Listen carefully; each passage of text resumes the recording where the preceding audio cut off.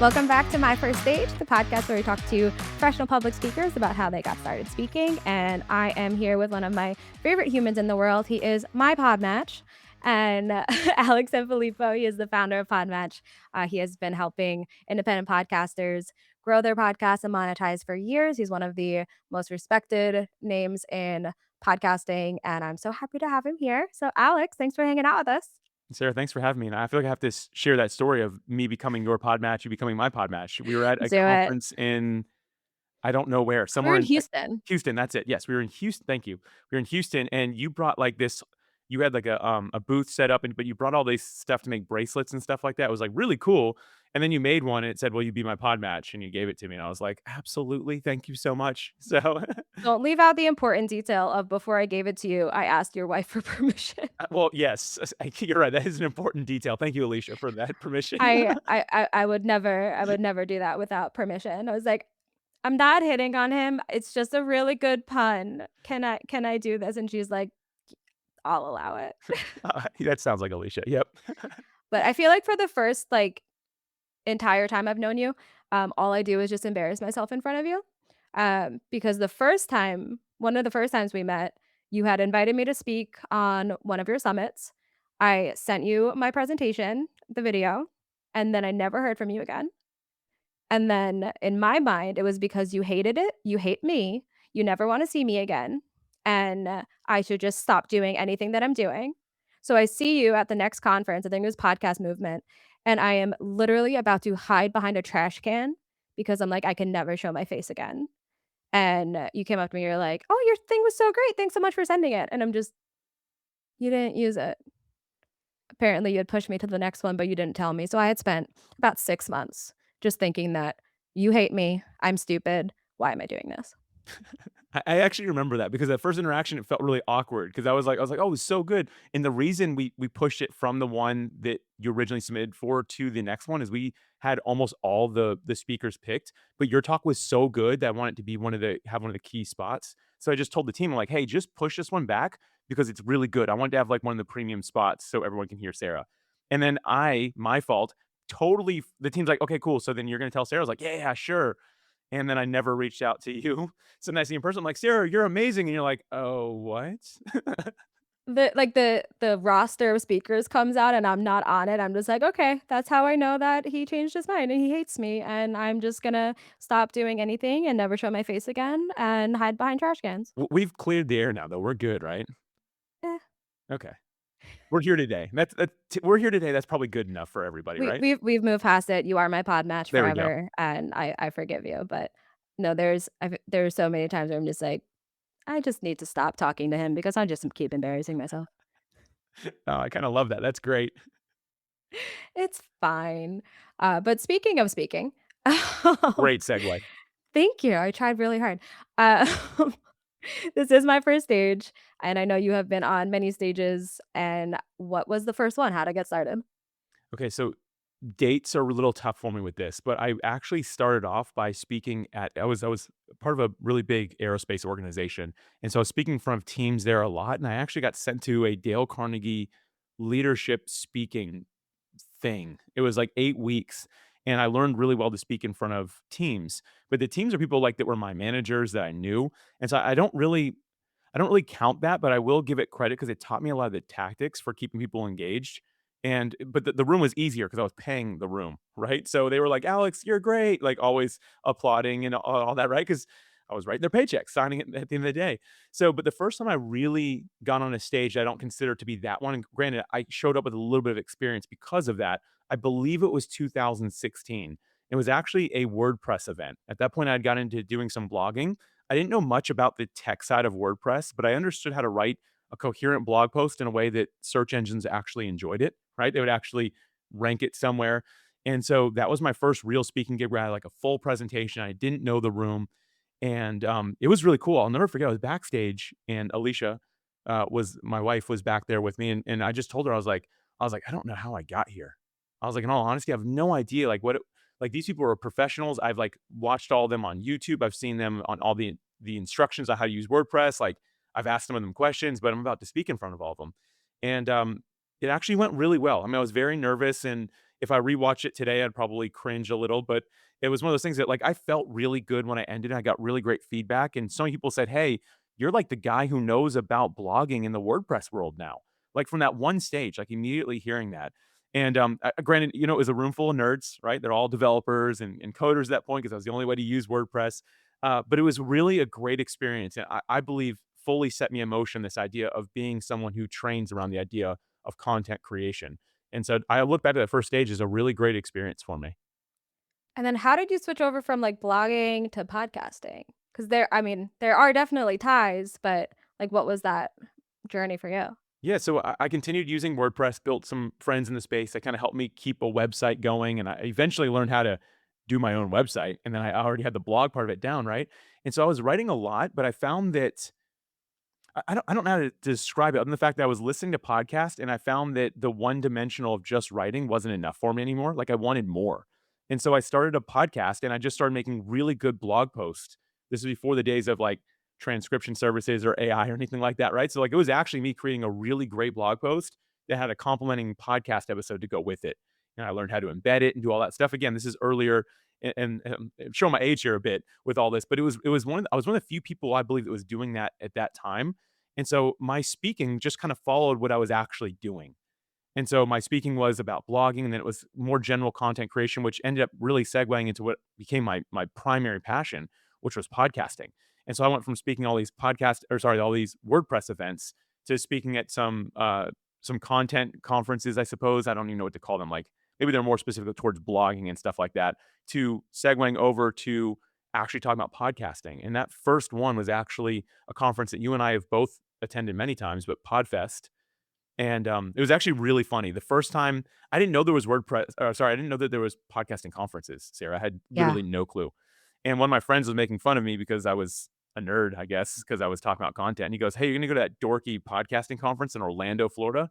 I was like, "Nah, there's not a podcasting conference." And he's like, looks at him, he's like, "Yeah, it's right here." I was like, "No way." And so I sent an email in. It was a smaller at that point, but I emailed to Chris Kremitzos, the guy who runs it directly, mutual friend of ours. And I was like, "Hey, I would love to attend. I don't know if you are looking for speakers or anything like that."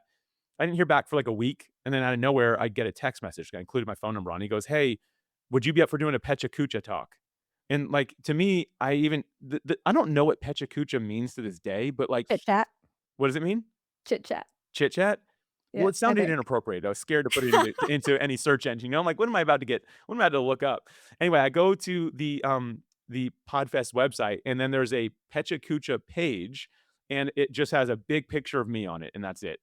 And so I text them back. I'm like, yeah, I guess I'm all signed up and ready to go. You know, like, um, and I'll tell you what, that was my introduction to speaking at the podcasting side of things, which is that's all I do now is just podcasting. But it was really funny when I was there.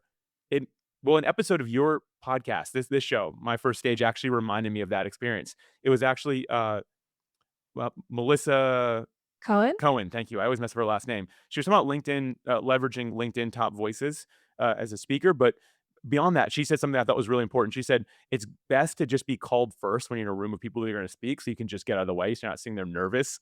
I was sitting there so nervous. I was not the first one called. I was one of the last ones called. I'm sitting there sweating, giving Oof. myself way too much time to give a 5-minute talk, which to this day is still the most intimidating form of speaking I think I've ever done. I won't do it. Yeah, oh, I think I did okay, but I told Chris, I'm like, "I would love to come back and speak, but I don't wanna do that again." And to this day, I'm Mhm. still like, "No, thank you." Right? Like, I'll take a 30-minute block.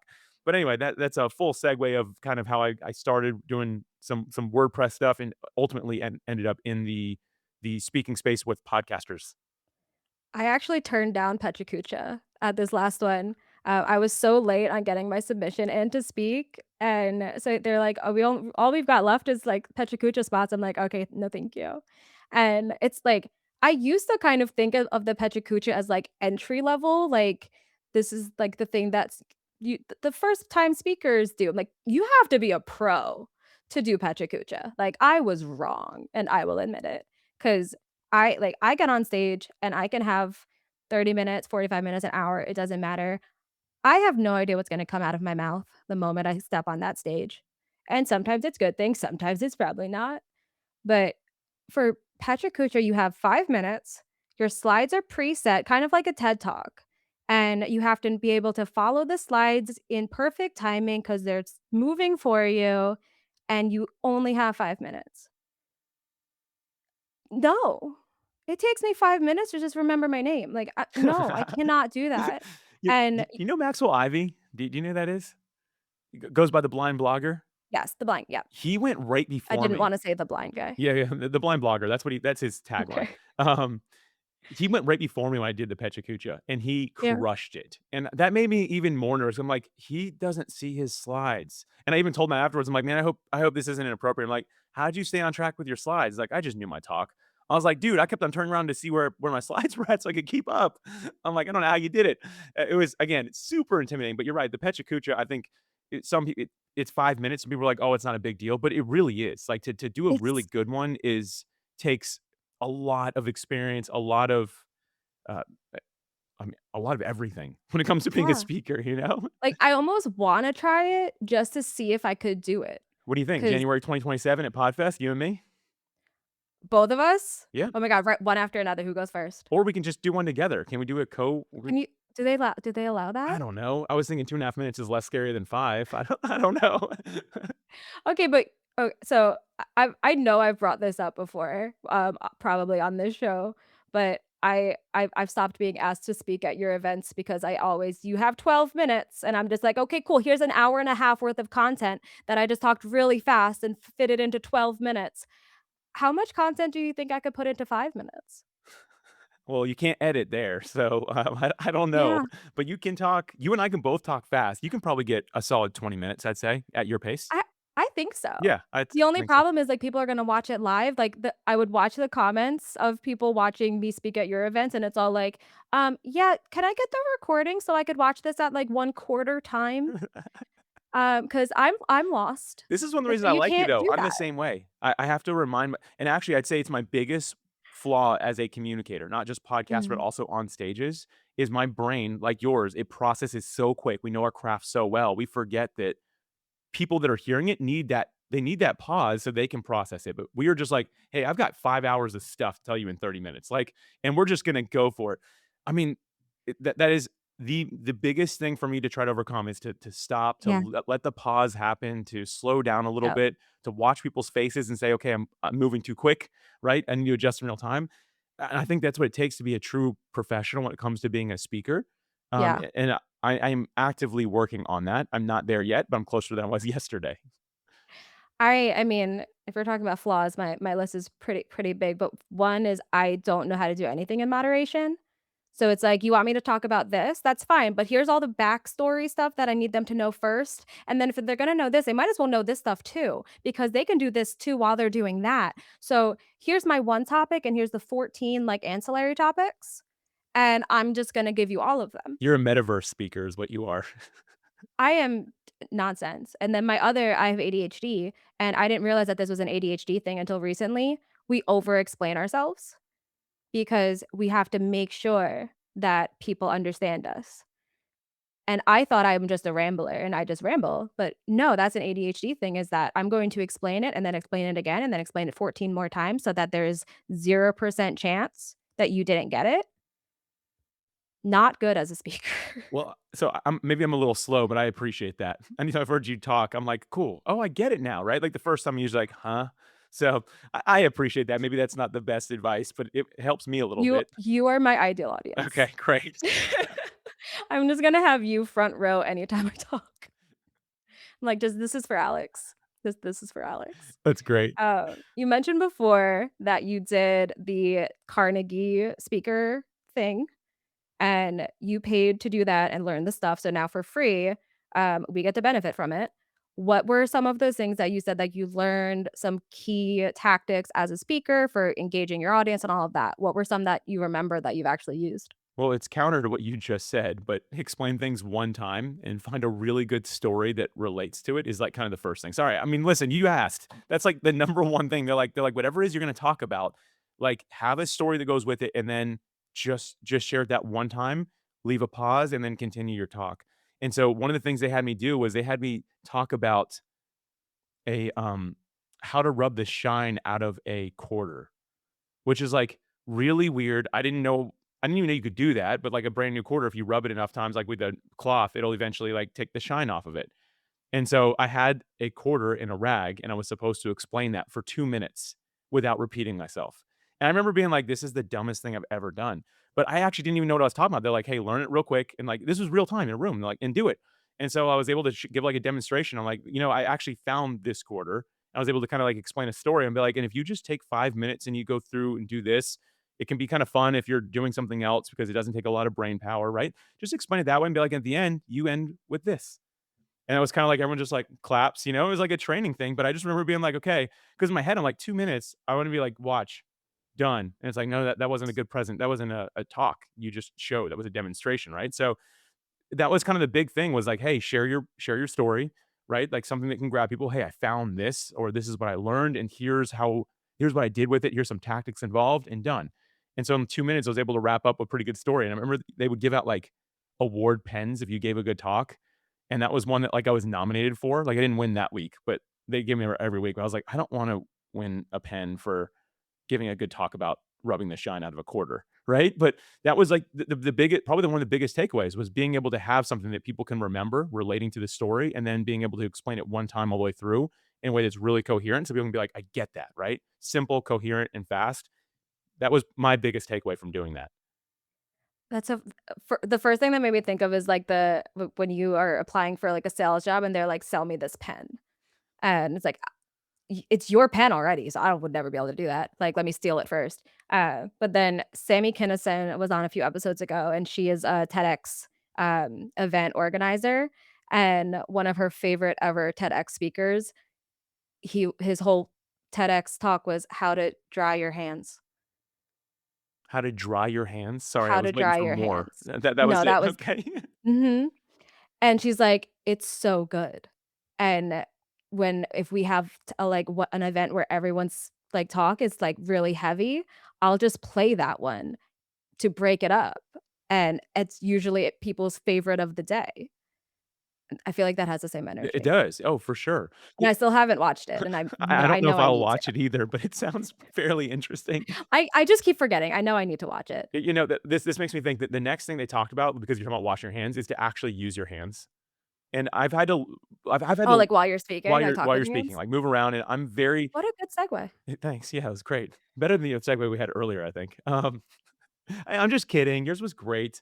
Um Speaking of speaking. So that actually like I'm Italian, and so when my family is super animated, we move our hands, everything. I hit the microphone 24/7 now, but at first, I don't know why, it's like who I was as a person didn't translate well on a stage, and I stood there stiff as could be. And that was like the biggest thing they had to break. Or I just like kind of played with my hands, like had them folded up. And there's a really there's an excellent book called Captivated or Captivate maybe, Vanessa Van Edwards, and she talks a lot about like the way that we use our hands. And one of the first ways you establish trust with people is show them your hands. So if your hands are in your pockets, behind you, anything like that, yeah, jazz hands. That's what we can do, right? But if your hands are just kind of out of view, then it immediately builds a little bit of distrust. And at first, I was kind of like, I don't know about Like that you're because hiding people's about something. to caveman days, like they could have a weapon. I was like, I don't know. And then I started realizing that when I was out in public and somebody walking around with their hands in their pockets, my brain would immediately go to, I wonder what I wonder what's in their hand. Why is it in their pockets? Like, or if they kind of like have a hoodie on, they got their hands inside. I'm like, I wonder if they have like a knife or a gun in there, right? And listen, I don't watch movies. I've never seen any like crime stuff. So my head has no reason to go there than the fact that there is some programming. But when you see somebody's hands and they kind of show their hands, they move around a little bit, you immediately feel like this person's got nothing to hide. So it builds Mm. this layer of trust. And for me, that was one of the biggest things I had to break as a communicator, as a speaker, was actually using my hands in a way that made sense with what I was saying while also allowing myself just to be my natural self, which is very animated. Okay, so we've got use your hands wisely. We've got tell stories and don't overexplain things the way that I do. I feel like every time I bring someone on here, they give it advice that is exactly the opposite of what I do, and that's why I am the host and not the guest. Actually, Any with that, can I just go into a different can I take a different direction here? Is that all right? You may, you Listen, may. like, I didn't learn this from any of my training. I didn't learn this from anybody who's talked about speaking. I learned this actually through podcasting as a guest specifically. Just double down on what makes you unique. The Mhm. reality is there's no right or wrong answer, and especially in podcasting. Sarah, you know this. Anyone who's listening to this show, they aren't like, "Oh, Sarah's so disappointing every week." Like, they're not saying that. They're here because they like the uniqueness that you bring. They like the approach that you take that's unique, that's different. And so they're here because they like you. I'm the bonus today, right? And as long as I can somehow mirror match the energy that you bring, and Mhm. I mean the pace of talking, I can maybe match, but that's it, right? Like if I can do that, then people are going to be happy. They're going to show up. And so to me, like when I started podcasting specifically as a guest, it gave me the freedom to break the rules. And so like I would consider myself an unconventional speaker at this point. I don't Mhm. follow all the best advice. And some of the things I just shared, those are good for me as someone who goes off on tangents. It's good for me to have one story, follow it all the way through, use my hands because naturally on stage for some reason I kind of hide a little bit, right? But beyond that, man, every time I'm speaking, people are like, "Wow, you did something really different." You know, like you asked the audience halfway through if they had any questions. Like, who does that? Or your slides are super plain. Like you barely even used them. Everyone's supposed to have like all these detailed slides, and you didn't do that, right? Like all these different things come up because I just doubled down on what makes me unique, and I hope that someone in the room was like, "I like this guy," and the rest of them, like at the end of the day, what am I going to do? Trick them into thinking I'm great when the reality is they're never going to like my personality? And so I think that for me, like, it's great that you're like, I don't do any of these things that everyone talks about. I think once again, it's what makes because you fill a room when you speak because people are like, I like Sarah's energy. I like her vibe. It reminds me of me, or it reminds me of I don't know, something more fun than what everyone else is doing in the other rooms.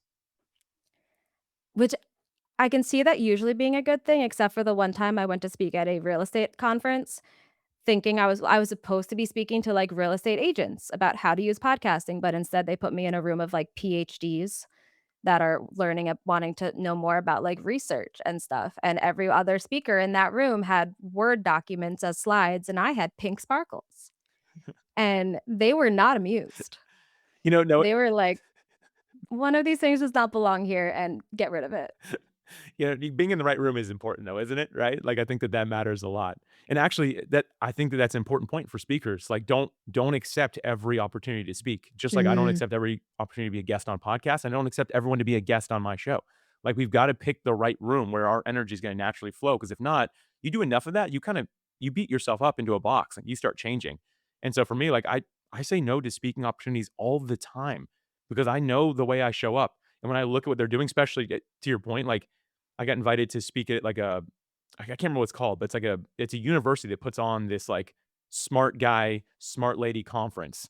And I'm like, listen, y'all, I just said y'all, you're not going to like me there, right? Like I'm not going to be a good fit for this. And I'm not selling myself short. I just know that I'm not going to have fun. I'm probably not going to be the right fit. It's probably going to be mediocre at best. So why don't I go somewhere where I know, hey, it's going to be really good and people are going to love it. That's the stage I want to be on. I was at an event and 2 of the, like, main speakers said "y'all" while they were talking, and both of them stopped and were like, "My mother just rolled over in her grave because I said y'all." Meanwhile, I was in the back and I had a basically like a nameplate necklace, but instead of my name, it literally said "y'all," and I was wearing it at that moment, and I'm like, "Alright, so perhaps not my people. Perhaps I should not speak, and if I do have to speak here, I'm going to be very careful and not say y'all because apparently that's frowned on. You're walking around holding, Pick like, your room. talking about weird hand placement. You're walking around just holding, like Don't look holding your neckline, right? And people are like, "What's wrong with her?" I'd be like, don't look at it. Nothing. This is just where I keep my hands." Yes, and I'm wearing a necklace that says "You space all," or I'm from New York, so I guess it would be like "Yous guys." Apparently we say that. I've always said "y'all," but I I feel like it is really important to know what room. Do you have any advice or, like, ways that you have kind of sussed out if it's gonna be your room or not? I always start with the organizers because the energy Mhm. kinda stems from them. And so, example, there's actually conferences in podcasting I don't speak at because the vibe I get from the organizers is not it's not the same energy I'm going to show up with. Just like I Drop gauge a names. Who is it? excuse me? Drop names. Which one? Oh, come on. We're not gonna do that, are we? Do it, do it. You're gonna edit this out. I'm just gonna tell myself you're gonna edit this out. Podcast Show London specifically right now. Every time I talk to Okay. the organizers, I'm down to sponsor. But what I'm not down for is getting a stage because I sponsored. I want to earn my space. And they straight up said, "Hey, you pay this much money, it's how you get a speaking slot." I'm like, "So you're telling me your speakers are gonna suck? They just have money, right?" And like I actually called them out on that. And they're like, "We don't care about that." And I was like, "Fine." I was like, "If that's what you want," I'm like, "That's not my conference." Like, I'm gonna go where I've earned the spot because I'm actually a good communicator and can serve people. And so I'm not talking bad. Like if that's their approach, by the way, that's fine. I just know that's not my people. That's not the energy I want to bring. I will, I'm fine to sponsor, but I'm not fine for paying to speak somewhere. I want to earn that spot. And there have been conferences where I've just turned it down because of that. And like that's just one example. Again, no shade. That's fine. If that is their tactic, that's the way they want to do it. That's fine.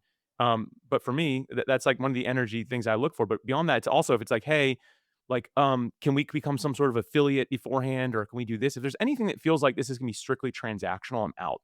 But beyond that, like I Yeah, already shared, like if it seems like it's super smart, super educated people, they're gonna expect like a PhD level talk. Like that's not me. I'm scrappy, I'm yeah. quick, I'm gonna make jokes along the way, I'm gonna fumble over my words, I'm gonna have a really good time. And that's the energy I look for. I look for the conference, the organizer. It's like, we have so much fun. Like this community is like a family. Like as soon as I hear those words, I'm like, I'm in for that, right? And so that's the first way I identify it. Beyond that, if I can look at any past sessions, I know a lot of these events are closed these days, so you can't really check that. I'll go to their social media. I'll talk to a past speaker. I'll see if I know any other speaker. If I know another speaker, I'll ask them for their experience. But I try to do my due diligence, and I know making it sound like it takes a long time. This takes 10 minutes to do. Right? Yeah. It's just a little initial like recon to see, okay, like what am I potentially going to commit to? Or if I'm the one reaching out, like I might spend a little bit more time saying, okay, before I reach out, let me make sure this is the right room. I've spoken in some really wrong rooms. And I've learned this the hard way. And typically, I'm really unhappy with my performance at those spaces. Not because I walk in with the wrong mindset or attitude. It just reinforces the fact that like I don't belong here. No one belongs everywhere. And so it's okay. I'm not like putting a pity party on myself. Like I just don't belong in some rooms, and that's okay. The more you can learn to know those and show up in the right ones, though, the better. The first time, because I used to work in finance. I worked in, like, wealth management, and I left the industry because of how much I like, the pressure I was putting on myself to be a financial professional and make everything blues and grays and corporate and boring, and I couldn't do it. And the first time that I was speaking at a finance conference after leaving the industry, it was so tempting to go back to pretending I'm a finance professional. Like, I brought the monkey suit. Like, I haven't worn a blazer except for my one pink blazer that I wear because it's pink. Like, I haven't worn a blazer in years. I don't wear, like, suit pants and the pointy-toed shoes. Like, I can't do it. It's just not me, but I brought them, and I put them on that morning, and I just looked at myself, and I'm like, uh-uh, I can't. And I changed into jeans and a leather jacket, and I went and spoke in that. And I completely forgot that in my slides for that presentation, there was an entire slide about authenticity and showing up as yourself. And when that came up, I was like, "Imma tell y'all a quick story," and just told them that. And people were, like, actually really impressed that I didn't do what I thought was expected of me. And I had someone book a call with me just to thank me for showing up authentically, because she's like, "We see the super professional, polished people at these conferences. You're the first time, like, it was a breath of fresh air." That's such a I love that because I think that that's what comes down to at the end of the day is authenticity. Like, is the person on stage the person I'm gonna get if I get to meet them? And unfortunately, too many times it's not the case. The speaker that Mhm. you've heard that's so dynamic, so engaging, you talk to them, they're like, "Hey, what's up? Yeah, no, I'm an introvert. Leave me alone." Right? Like, and that's kind of what you get. But the fact that you show up so authentic that you just admitted to the fact that like I wore a different outfit and then I forgot about this slide, right? Like, I imagine the whole room was like respect, respect earned, right? It's weird because inside our voice in our head and in our chest says people are not going to like this about you, right? But the Mhm. reality is people love that. I mean, more than anything, is just being yourself.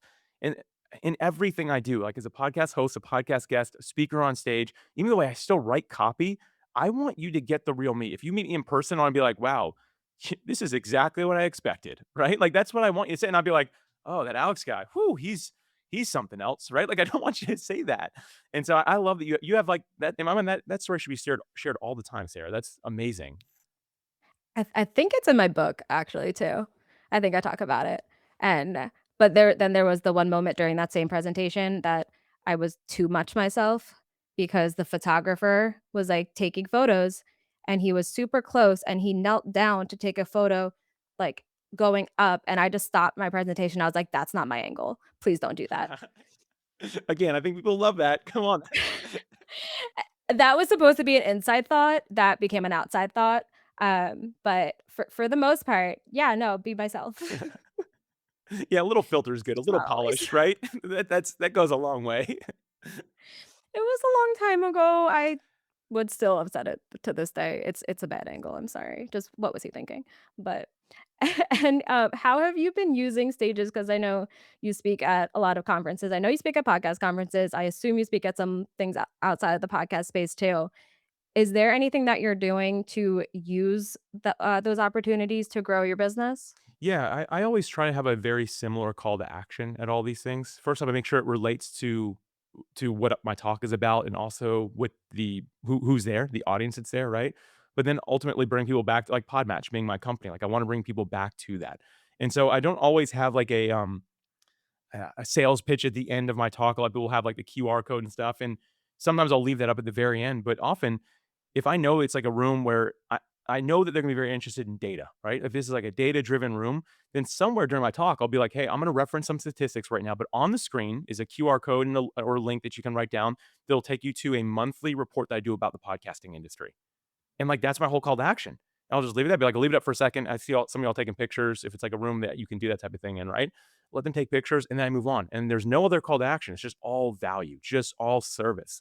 And so for me, I do make sure that I'm strategic to mention what is going to make the most sense for that room. And at the end, be like, and by the way, you can you can sign up for PodMatch right now. When and the reality is they might not be ready for that yet, right?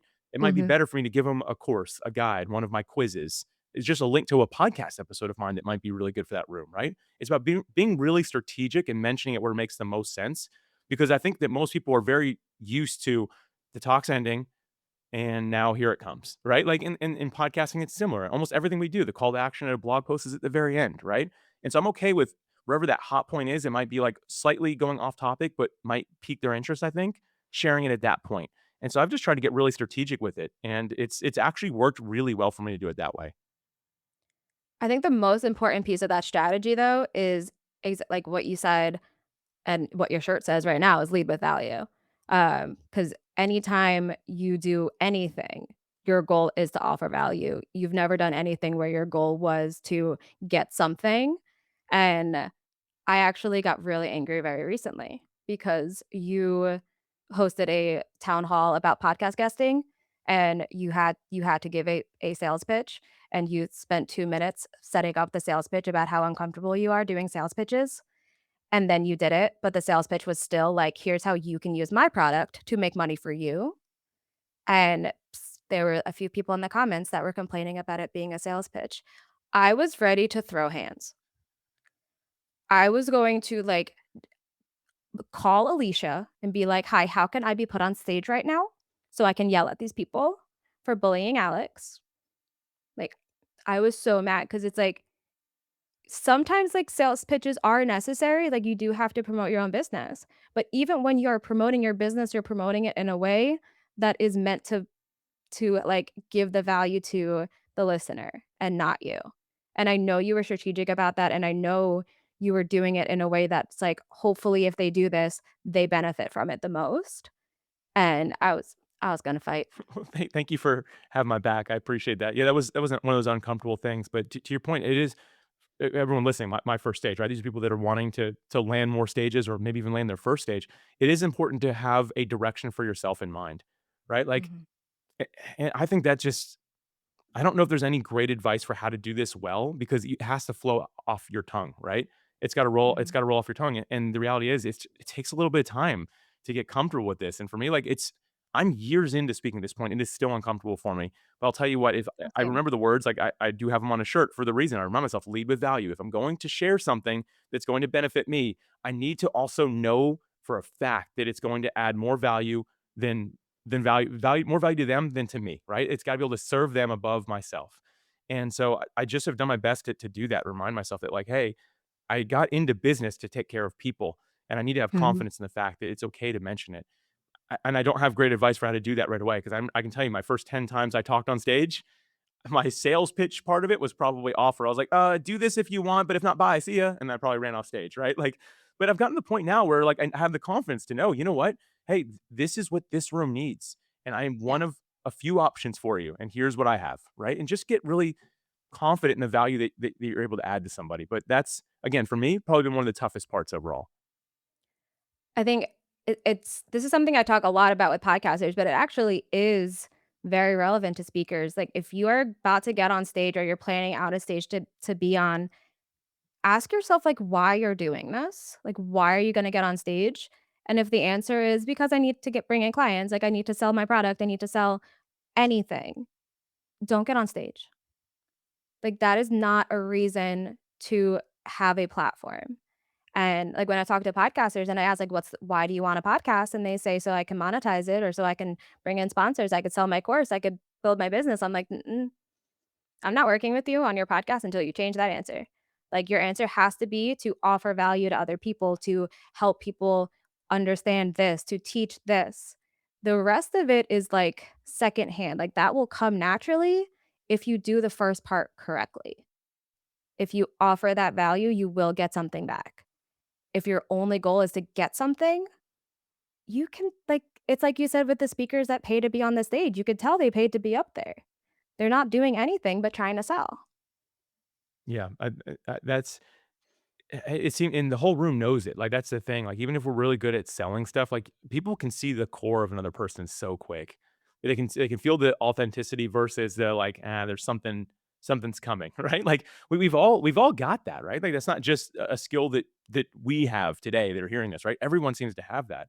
And yeah, it's a matter of showing up with the right heart. And yes, listen, you getting something for yourself out of it, that should happen. That's how you keep on going on stages, right? So you keep the lights on. It's important. That's the byproduct of showing up with the value that you add, the way that you serve people, what you're going to do for somebody else. And that's why I've learned to really think about purpose as internal and external. My internal purpose, keep the lights on, provide a great life for my family, right? External purpose is to help make the world a better place through podcasting.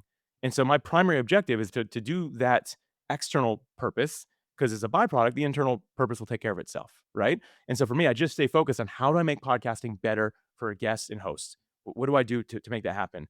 And it seems like the better I get at that, the more I tend to get paid. And it just works that way. And I'm selling less than I ever have. And I do it Mhm. more naturally than I ever have because I'm just focused on the primary, that external purpose that I have. And so I think that when you can show up on stage and do that really well, people can feel it. They can see it. It's the soggy sandwich principle. I don't know that. I'm sorry. The soggy sandwich. I always forget that that's not a real Okay, thing. cool. I'm making sure. I was about to start looking it up. I'm like, "How have I missed this?" I haven't missed it. It's not a real thing. I said this on a podcast once, I think it was when I hosted Branded, and everyone just stopped and stared at me. My grandfather or my great-grandfather had a saying that when you lay your breads upon the waters, they come back to you in sandwiches. Basically, if you give, you get more back. And but then my sister tried to explain this saying when she was a little inebriated, and she couldn't remember what it was and just started saying something about soggy sandwiches. So now anytime that comes up, my first thought is like, "Soggy sandwiches. It's a soggy sandwich principle." And I that needs to become a thing, like, we need to make fetch happen so that people stop looking at me like I'm crazy when I say it, but it makes sense. Yeah, it does, and you say enough times, people get it. Just keep it going, Sarah. You're gonna that's I'm what your just Pecha Kucha talk is about, all right? That's it. yes. Chris, are you listening? I'm going to do Pecha Kucha about sake sandwiches. Cool. Anywho, I don't have a good segue, like I ever do.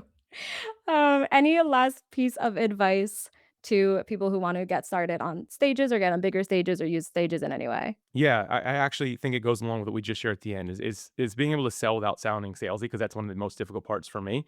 And actually, it's something that you shared. It was referenced earlier in this conversation about how Mm. Sarah was hiding behind a trash can because she didn't get to talk on my stage when in reality I was just giving her a better spot. So I want everyone to go actually listen or watch that. So you can listen to it or watch it. I think it's like 12 or 14 minutes, and it's how to sell without sounding salesy. And I think it's in my mind one of the best trainings I've ever heard on it. So again, it's condensed like a TEDx talk. If you go to podmatch.com/EP/207, podmatch.com/EP/207, and hopefully Sarah will link to it in the show notes as well. I don't mean to put words in your mouth. I'm a podcaster. I can't help it. I'll do it. That'll I'll do help it. you a lot. I think that's the next step after hearing this is to figure out that tactic because the rest is showing up authentically, being yourself in it. I think we did a good job explaining that. So it's really figuring out that last piece of the puzzle. Especially because both of us are over explainers. So you know what? We nailed it. Yep. How can people find out more about you and what you're doing and PodMatch and all the great stuff? Yeah, if you go to that same spot, podmatch.com/EP/207. The links are all there. You'll find me everywhere you go on that page. So I try to do a good job being present there. Any way you reach out, you're going to get me. I don't use AI. I don't have any virtual assistants. It will be me if you reach out and want to chat. So, but Sarah, seriously, thank you for what you do here. This is such a great show. I've been enjoying it as a listener myself. Oh, I'm so glad to have you here, and you are always my pod match, so it's about time I had you over. Thank you. And thank y'all, everyone, for listening. Hit that subscribe button so you can keep coming back and hearing from more great speakers like Alex. I'll see you next week.